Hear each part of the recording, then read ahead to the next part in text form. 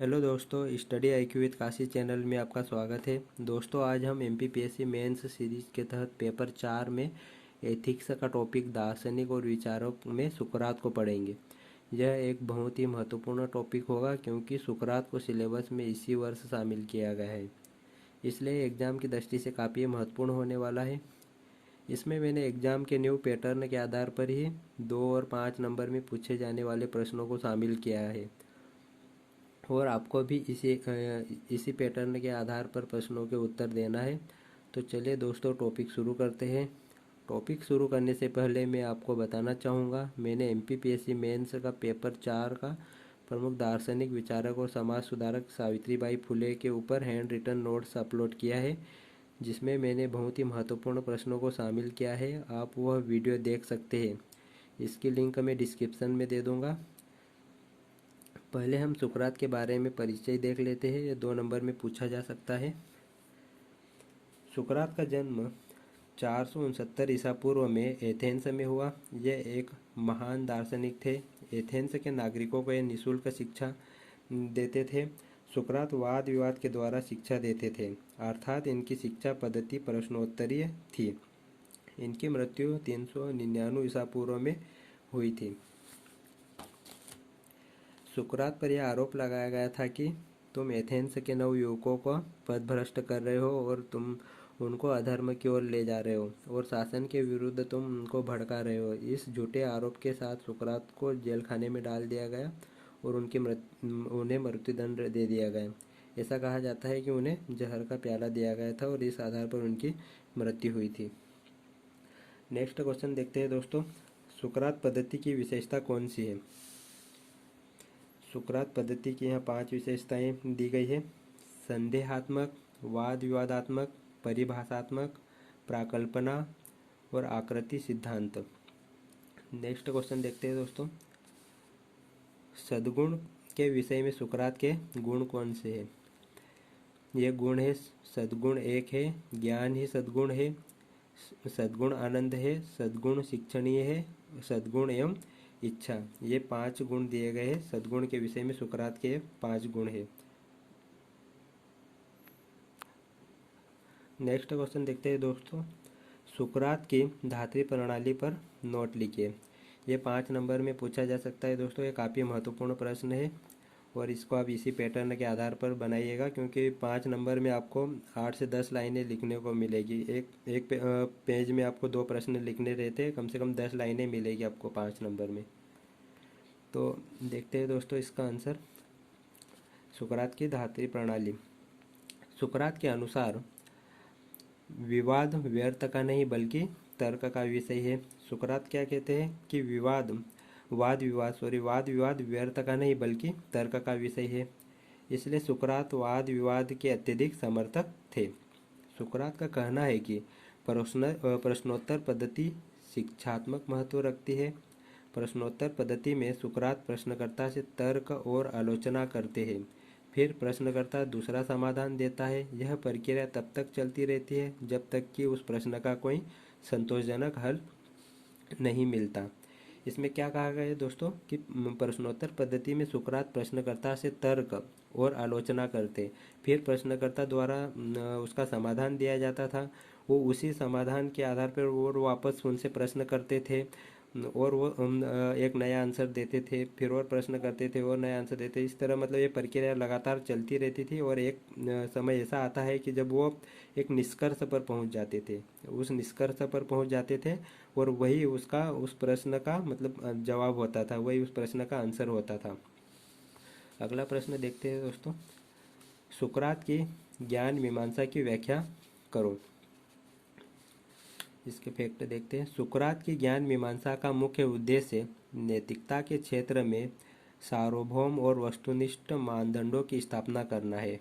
ये पहला फैक्ट हो गया। सुकरात बुद्धिवादी ज्ञान मीमांसा का प्रतिपादन करते थे। सुकरात ने ज्ञान शब्द का प्रयोग विवेक के अर्थ में किया है। सुकरात की ज्ञान मीमांसा के 2 पक्ष हैं। ये कौन कौन से हैं? पहला पक्ष है पूर्वचलित ज्ञान का खंडन, जो पहले से प्रचलित ज्ञान है उसका खंडन, और दूसरा है अपनी व्याख्या का स्पष्टीकरण करना, जो व्याख्या दी गई उसको स्पष्ट करना। सुकरात के अनुसार ज्ञान और आचरण में एकरूपता होनी चाहिए। सुकरात के अनुसार अज्ञानी होना ही सबसे बड़ा पाप है। सुकरात ज्ञान मीमांसीय चिंतन को आवश्यक मानते थे। नेक्स्ट क्वेश्चन देखते हैं दोस्तों, सद्गुण का ज्ञान से क्या संबंध है? सुकरात के संदर्भ में बताइए। हमें सुकरात के संदर्भ में बताना है कि सद्गुण का ज्ञान से क्या संबंध है। सुकरात के अनुसार जिसे उचित अनुचित का ज्ञान नहीं वह नैतिक कर्म नहीं कर सकता। सुकरात का क्या कहना है कि सुकरात के अनुसार जिसे उचित अनुचित का ज्ञान नहीं वह नैतिक कर्म नहीं कर सकता है। शुभ का ज्ञान सद्गुणी बनने का अनिवार्य शर्त है। केवल ज्ञानी व्यक्ति ही उच्च कार्य कर सकता है। सुकरात कहते हैं कि शुभ का ज्ञान सद्गुणी बनने का अनिवार्य शर्त है। केवल ज्ञानी व्यक्ति ही उच्च कार्य कर सकते हैं। सुकरात ने सद्गुण व ज्ञान में अनिवार्य तथा तादम्य संबंध बताया। सुकरात ने क्या कहा है कि सुकरात ने सद्गुण व ज्ञान में अनिवार्य तथा तादम्य संबंध बताया, क्योंकि हम ज्ञान व सद्गुण दोनों को एक दूसरे के स्थान पर स्थानांतरित कर सकते हैं। अगला क्वेश्चन देखते हैं दोस्तों, सुकरात की नीति मीमांसा को स्पष्ट करो। दोस्तों ये 5 नंबर के हिसाब से मैंने क्वेश्चन बनाए गए हैं। 5 नंबर में आपको इतना ही लिखना है, यह पर्याप्त है 5 नंबर के हिसाब से। सुकरात की नीति मीमांसा को स्पष्ट करो। सुकरात के अनुसार जिस प्रकार सार्वभौम ज्ञान संभव है उसी प्रकार सार्वभौमिक नैतिकता भी संभव है। सुकरात क्या कहते हैं कि सुकरात जिस प्रकार सार्वभौम ज्ञान संभव है उसी प्रकार सार्वभौमिक नैतिकता भी संभव है। ज्ञान के अभाव में सद्गुणों की प्राप्ति नहीं हो सकती। ज्ञान के अभाव में सद्गुणों की प्राप्ति नहीं हो सकती, अतः ज्ञान ही सद्गुण है। जब तक मनुष्य को सद्गुण के संप्रय का ज्ञान न हो तब तक वह सद्गुणी नहीं हो सकता है। जब तक मनुष्य को सद्गुण के प्रत्यय ज्ञान न हो तब तक वह सद्गुणी नहीं हो सकता।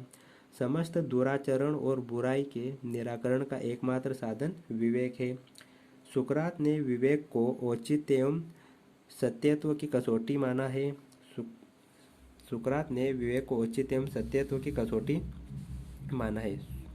सुकरात के अनुसार प्रत्येक निषेधात्मक ज्ञान का एक स्वीकारात्मक आधार होता है। सुकरात के अनुसार प्रत्येक निषेधात्मक ज्ञान का एक स्वीकारात्मक आधार होता है, अतः मनुष्य का जीवन आचार व्यवहार में उच्च कोटि का होना चाहिए। नेक्स्ट क्वेश्चन देखते हैं दोस्तों, सुकरात की दार्शनिक पद्धति को स्पष्ट करो। सुकरात की दार्शनिक पद्धति बहुआयामी है, जिसे प्रश्नोत्तर पद्धति कहा गया है। इस पद्धति को द्वंद्वात्मक पद्धति भी कहा गया है। इस पद्धति की प्रमुख विशेषताएं निम्नलिखित है। ये विशेषताएं हैं, आपको 4 से 5 इस तरह की विशेषताएं या फैक्ट आपको शामिल करना है। ज़्यादा बड़ा क्वेश्चन का आंसर नहीं करना है, आपको सिर्फ 5 नंबर के हिसाब से ही करना है। कम से कम 10 लाइन में आ जाए इतना बड़ा ही आपको आंसर तैयार करना है।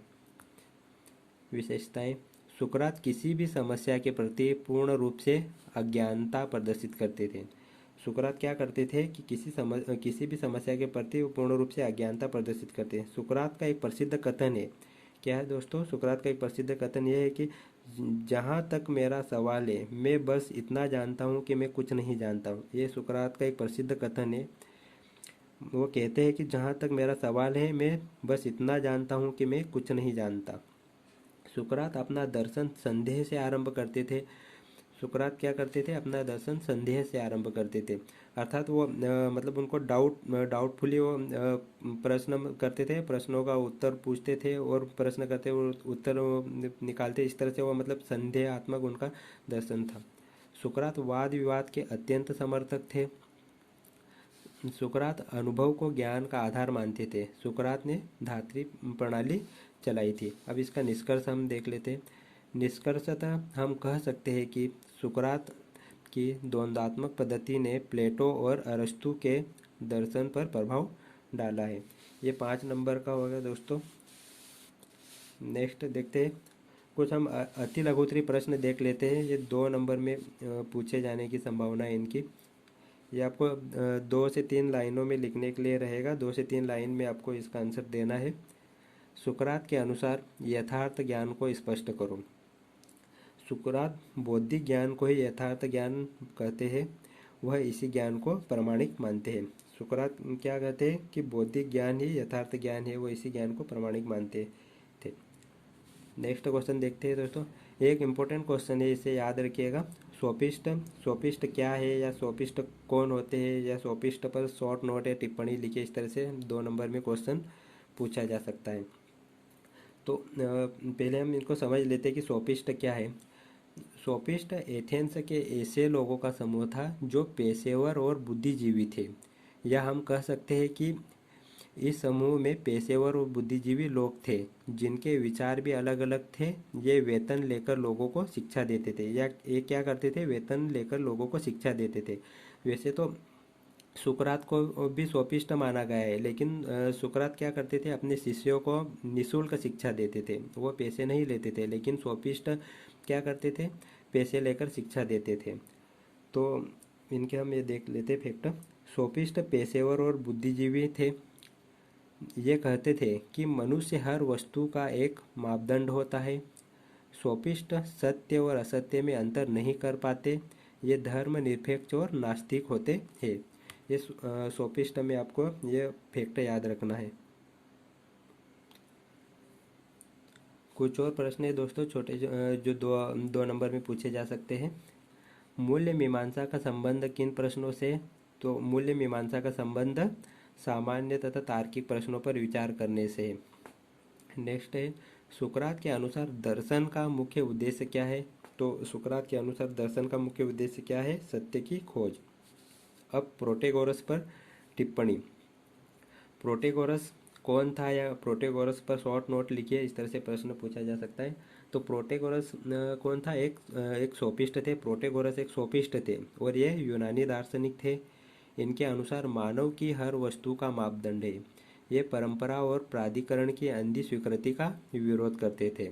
कौन? प्रोटेगोरस।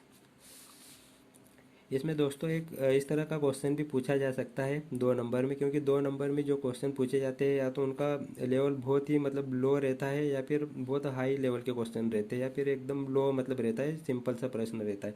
जैसे कि यहाँ हम देख लेते हैं, सुकरात के 2 परम शिष्यों के नाम बताइए, या सुकरात के कौन से 2 शिष्य थे उनके नाम बताइए। इस तरह से प्रश्न पूछा जा सकता है 2 नंबर में। तो इनके 2 शिष्य थे, एक प्लेटो जिसे अफलातून भी कहा जाता है, और दूसरा था क्रीटो। ठीक है, क्रीटो, प्लेटो और क्रीटो। तो दोस्तों हमारा यह टॉपिक यहीं पर समाप्त होता है। इस वीडियो में मैंने सुकरात से संबंधित सभी महत्वपूर्ण प्रश्नों को शामिल किया है। यदि यह वीडियो पसंद आए तो वीडियो को लाइक करें, शेयर करें और चैनल को सब्सक्राइब करें। मिलते हैं नेक्स्ट वीडियो में किसी और महत्वपूर्ण टॉपिक पर। ओके दोस्तों, थैंक यू।